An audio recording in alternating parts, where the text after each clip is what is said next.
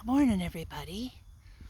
I'm on my morning walk with Dozer and Boo, and this is where we walk every morning. And I'm showing you this magnificent dead tree because where we're walking, a better place to walk dogs cannot even be imagined. It is really, really beautiful, except that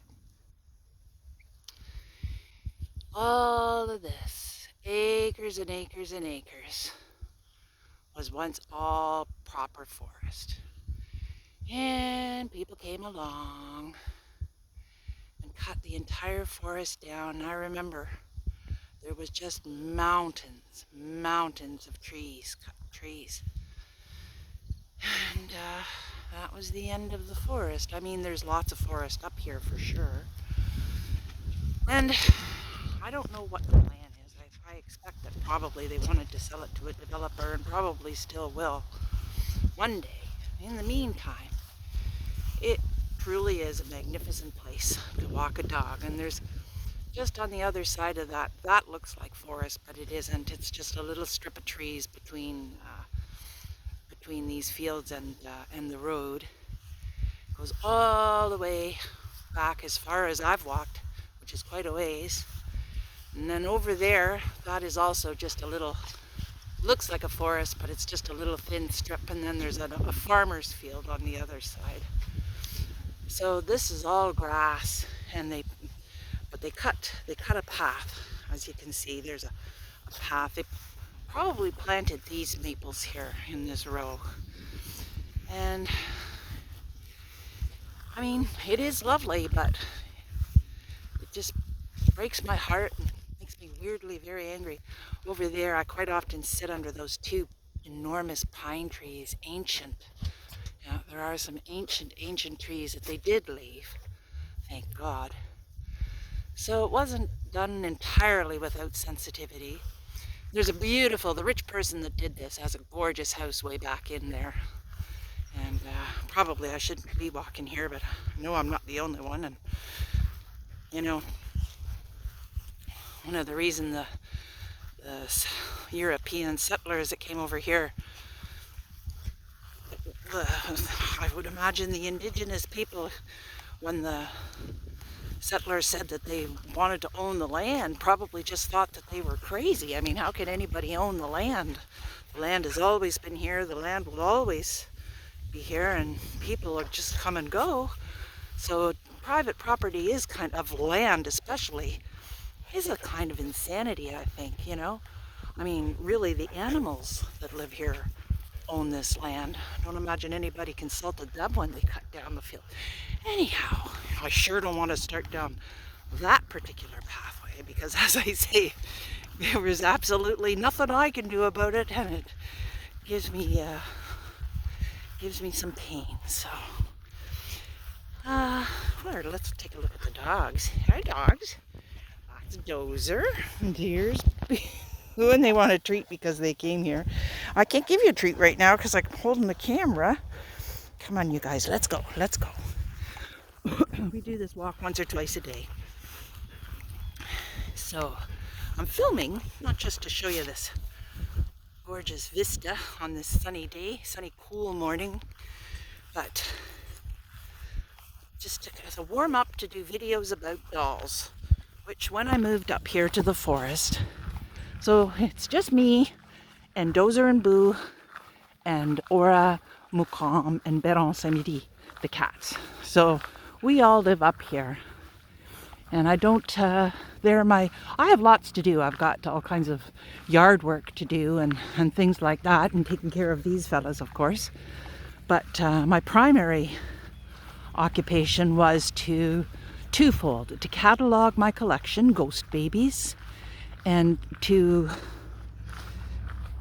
practice my craft as an artist again, because I kind of fell off the wagon artistically the entire time I was living with my parents, and it's their house that I'm living in now.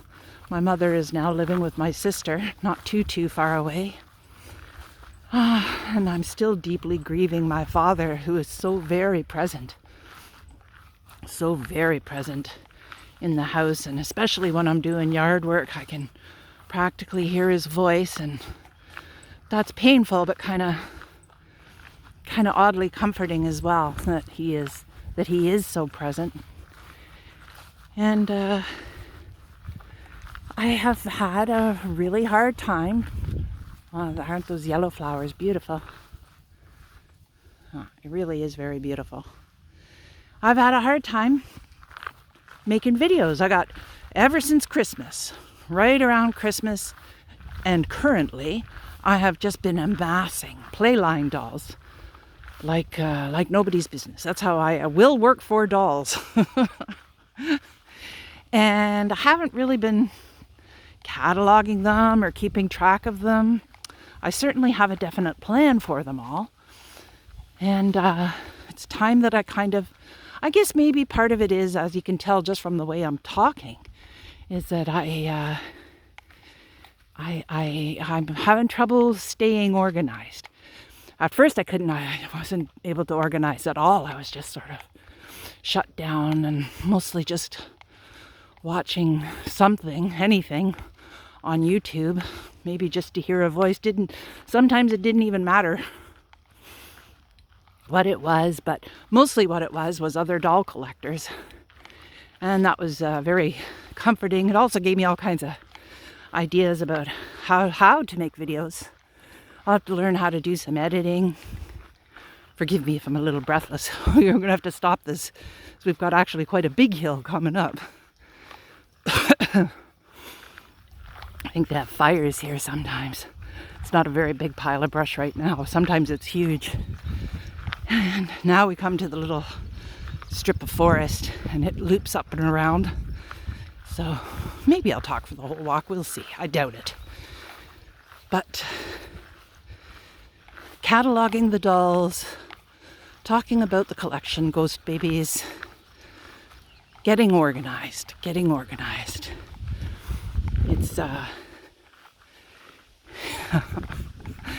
it's hard. I feel so much like a ghost of myself these days that it's hard to sort of rejoin the living. Having the animals up here is doing me a world of good, because one can't really be all that ghostly when they're picking up poop and stuff. So they are keeping me firmly grounded in actually living my life. And here we go into the woods. I'm going to just pause here and put my sunglasses up.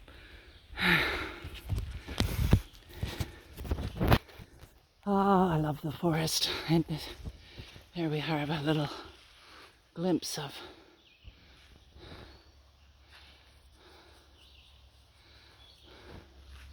the camera doesn't like that switch from light to dark. So we'll walk along. So, why am I having so much trouble making videos about the dolls? I'm certainly no stranger to making videos about dolls. I think about that a lot. And the answer is complicated for one struggling with organization. But so many sad things have happened, and happened in a way that kind of connected them in my heart, I guess. Losing my wonderful, wonderful father, and my friend in Chicago, and the terrible, the disgraceful fate of his art doll collection, which was magnificent. Now, there are some good things. There was a pretty good silver lining, in that I made a very good friend of his friend, who did her level best, who is still doing her level best to preserve his lifetime of collecting. And as did I, and as did all the artists whose dolls he had. We compiled a good catalog, which I think Kathy continues to work on. But the fact that his legacy Well, I mean, the dolls weren't thrown out or anything like that. They're up on auction on eBay through the person that won his estate. Well, anyhow, I don't feel like I should talk too much about that. It's not really my business to talk about, but the whole thing kind of shocked me and made me very worried for my dolls. So my daughter very sensibly said, well, get to work cataloging them and make arrangements so that that doesn't happen. And so that, that's a delightful thing to be able to do. So again, the dogs, Boo Boo here especially, Boo Boo Boo. It's pretty hard to be gloomy when you're taking care of these very cheerful fellows. And they lighten my heart. They lighten my heart so much. I'm so grateful to them. And the cats too. And my husband and my daughter, who are so supportive. But yes, cataloging the dolls, starting to make some dolls. I've got all kinds of ideas, of course, always. And I have the means to make them. And I don't know why. I don't know why this heavy reluctance to just... There's a powerful pull to just staying in a sort of suspended state. It's an uphill battle. And it really is an uphill battle just at the moment. We're going uphill. And we gotta break on through to the other side, don't we, dogs? Boo Boo. Oh, here he is right at my feet. My sweet little Boo. And Dozer. Okay, come on, fellas. Let's keep going.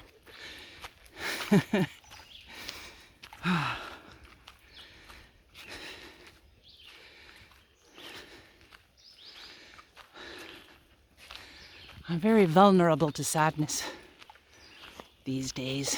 I guess that's probably part of mourning. And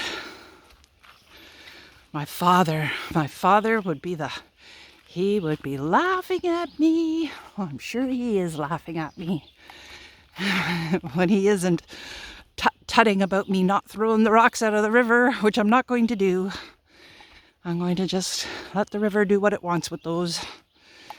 But other things, the Japanese knotweed, I shall have to see to. And I've cut the grass, I've done the necessary. I checked the water softener. And slowly, bit by bit, I am starting to prefer doing things to just being numb. And I have been numb and happy to be numb, happy that I have the luxury, which my poor daughter doesn't. Now, she says, there's solace to be found in work as well. Thank goodness, I suppose. Although her work is so hard. So hard. And my best friend too, she struggles. And so I do appreciate how lucky I am that, I'm not really living in the lap of luxury per se. Certainly compared to some people, I absolutely am. In that I have a safe place to live and enough to eat.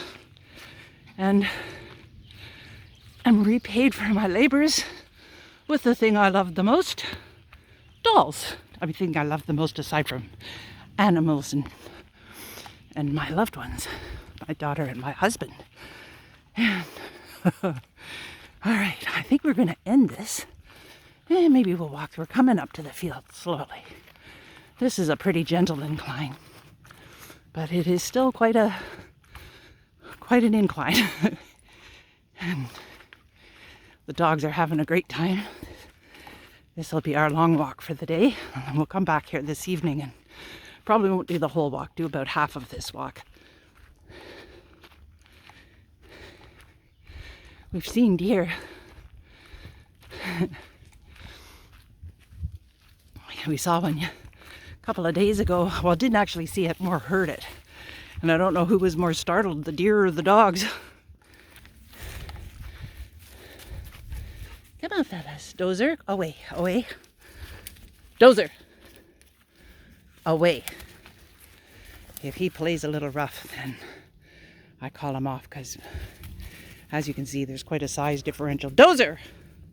Dozer! Away, away. Away, away. Good boy. Okay, Boo-Boo, come on. Now, of course, if Boo-Boo can be a real agent provocateur, so if Boo is nipping at Dozer, then he's kind of on his own. But, I mean, this is a very long walk for Boo. He's got teeny tiny little legs. And here we are. We've made the steep ascent. We've fought the uphill battle. And we are coming out into the open light. Into the open light. Now, I don't resent this field nearly as much because this is a farmer's field, or was. Farming is falling to the wayside up here in favor of subdivisions. And my mother says, well, people got to live somewhere. And that's true. That is absolutely true, but it still makes me very sad. I wish we could just all live in the forest. Oh, I am going to leave because my daughter's calling me. Goodbye.